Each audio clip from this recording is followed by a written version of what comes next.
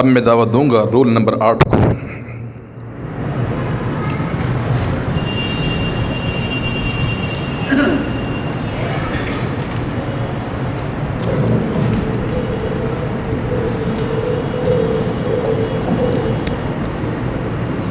السلام علیکم ورحمۃ اللہ وبرکاتہ، نحمده ونصلی علی رسولہ الکریم، اما بعد، انا نحن نزلنا الذکر وانا له لحافظون۔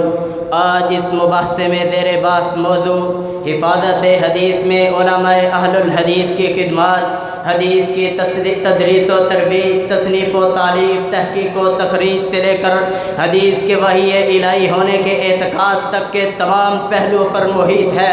اہل الحدیث کا یہ عقیدہ ہے، وما ينطق عن الهوى ان هو الا وحی یوحى۔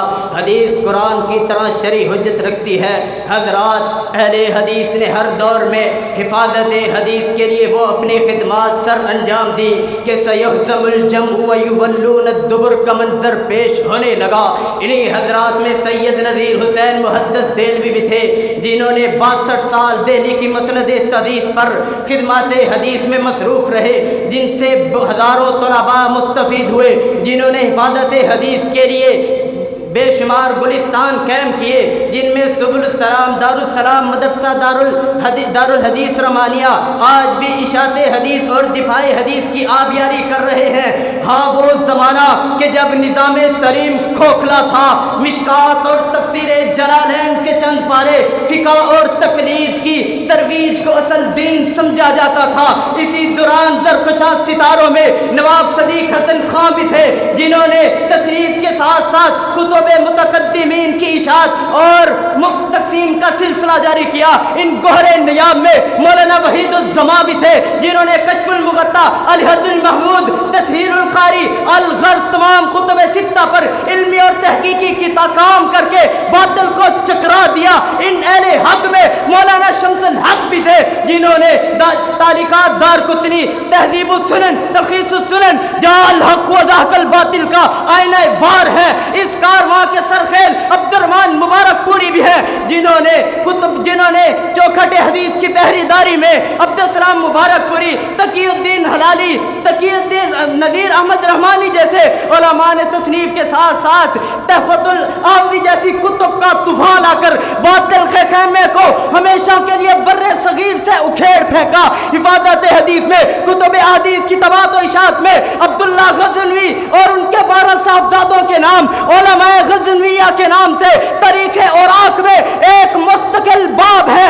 المصفى کشف المغطا آپ ہی کی طباعت سے منظر عام پر آئی۔ حضرات، میاں صاحب کے تلامذہ میں عبدالتواب ملتانی، حافظ محمد لکھوی، حافظ محمد گوندلوی، بشیر شیخ سوانی جیسے نام بھی ہیں جو محافظین کے حدیث کے ایک لشکر تھے۔ دفاع حدیث میں مولانا سعید منارسی، جنہوں نے سیف الابرار علی رأس الاشرار، اسماعیل سلفی مقام حدیث اور حجیت حدیث، عبدالسلام بصری نے سمسام الباری علوق جاری البخاری جیسی علمی تحقیقی اور دفاعی کتابیں لکھ کے معترضین کا رد کیا۔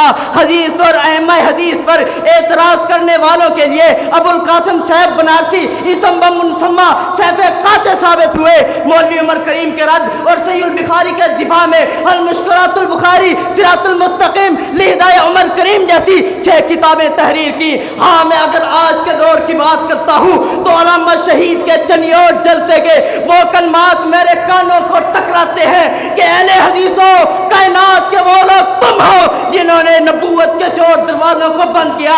بدیع الدین شہراتی راشدی روات بخاری کے حافظ اور محدث الاثر تھے، جنہوں نے جزء منظوم فی اسماء المدلسین جیسی بے شمار کتابیں لکھی۔ حافظ عبیر علی سعی محدث اور جرح و تعدیل کے امام ہیں، خشک و تر حق و باطل کے درمیان حق کو آشکارا کر دیا، جنہوں نے انوار الصحیفہ فی حدیث ضعیفہ جیسی کتب کو لکھا۔